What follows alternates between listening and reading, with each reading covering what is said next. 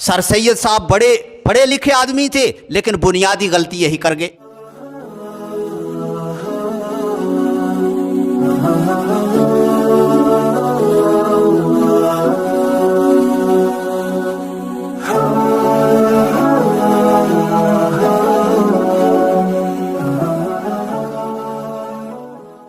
हजरत ईसा अलैहिस्सलाम को बगैर बाप के पैदा कर दिया। कहते हैं जी कैसे हो गया, ये हो ही नहीं सकता। तो हम कहते हैं हो किससे नहीं सकता, इसकी वजाहत करो।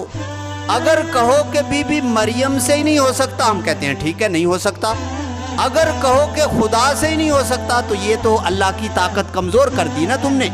इसीलिए मोजज़ात जो होते हैं वो अल्लाह की कुदरत की दलील होते हैं। यहाँ भी कुरान ने कहा लिनुरियहु मिन आयातिना, हमने आपको आलम बरज़ख वालों से मुलाकात कराई, ये अल्लाह की कुदरत की निशानी थी। लेकिन अगर आप इख्तियार उसी का मान ले तो फिर यहाँ अकीदा खराब हो जाएगा, अकीदा खराब हो जाएगा। इसी वजह से लोग गलतियों में पड़ गए। सर सैयद साहब बड़े पढ़े लिखे आदमी थे, लेकिन बुनियादी गलती यही कर गए। बेशुमार मौजज़ात कहते ये कैसे हो सकता है, ये कैसे हो सकता है। कुरान का सफ़ा पूरा भरा हुआ है सूरह मरियम से कि अल्लाह रब्बुल इज़्ज़त ने हज़रत ईसा अलैहिस्सलाम को बगैर बाप के पैदा किया।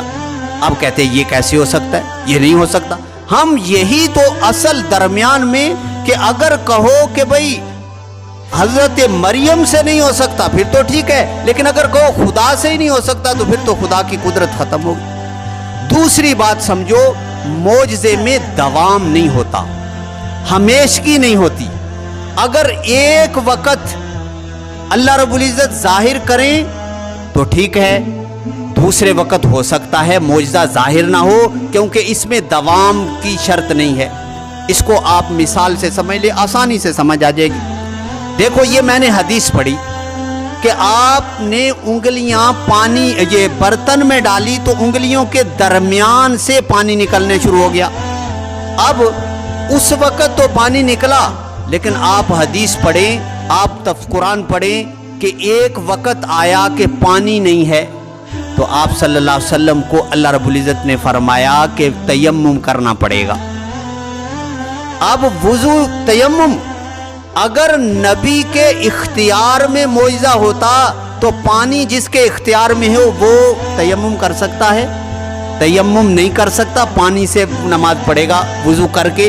अब यहाँ पानी उंगलियों के दरमियान से निकल आया, मोइज़ा जाहिर कर दिया, लेकिन वहाँ नहीं जाहिर किया। क्यों कि मोइज़े के अंदर एक तो इख्तियार अल्लाह का होता है और दूसरा दवाम नहीं होता, कभी जाहिर होता है कभी नहीं होता, कभी जाहिर हो जाता है कभी नहीं होता। अब आसान मिसाल से समझ लो, कुरान करीम अल्लाह की तरफ से आप सल्लल्लाहु अलैहि वसल्लम का मोजज़ा है। अब जो कहे कि कुरान आपने खुद गढ़ लिया है वो भी बंदा गलत, और जो कहे कि ये कुरान मोजज़ा ही नहीं है, ये कुरान मोजज़ा ही नहीं है, वो बंदा भी गलत। अब हम यही दरमियान में कि भाई ये खिलाफ आदत काम अल्लाह जाहिर कर देते हैं नबी के हाथ पर, और नबी के हाथ पर जाहिर करते हैं, लेकिन जब चाहते हैं उस वक़्त जो है वो करते हैं, और इख्तियार अल्लाह का होता है। इसलिए ईमान भी बचता है और मोजज़ात का इनकार भी नहीं होता। अब बुनियादी गलती यहाँ से होती है, जो लोग ये कहते हैं कि नबी का इख्तियार अपना होता है या वली का इख्तियार होता है, वो गलत रास्ते पर चल जाते। कि एक वली का कोई करामत देख ली, कहते अब सारी दुनिया का हाजत रवाई यही है। नहीं, वो करामत तो जाहिर हो गई, लेकिन वो करामत अल्लाह के इख्तियार में थी, अब जाहिर हो गई, हो सकता है कल को ना जाहिर हो। अब मोजज़ात में तुम सैकड़ों मोजज़ात पढ़ोगे, कभी मोजज़ा जाहिर हो गया और कभी नहीं हुआ।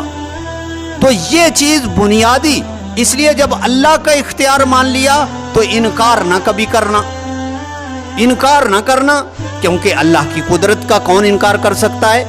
और इख्तियार भी अल्लाह के पास है, نبی کے پاس یا ولی کے پاس اختیار نہیں ہوتا، اس لیے جب اللہ چاہتے ہیں ظاہر کر دیتی ہے اور جب اللہ چاہتے ہیں نہیں بھی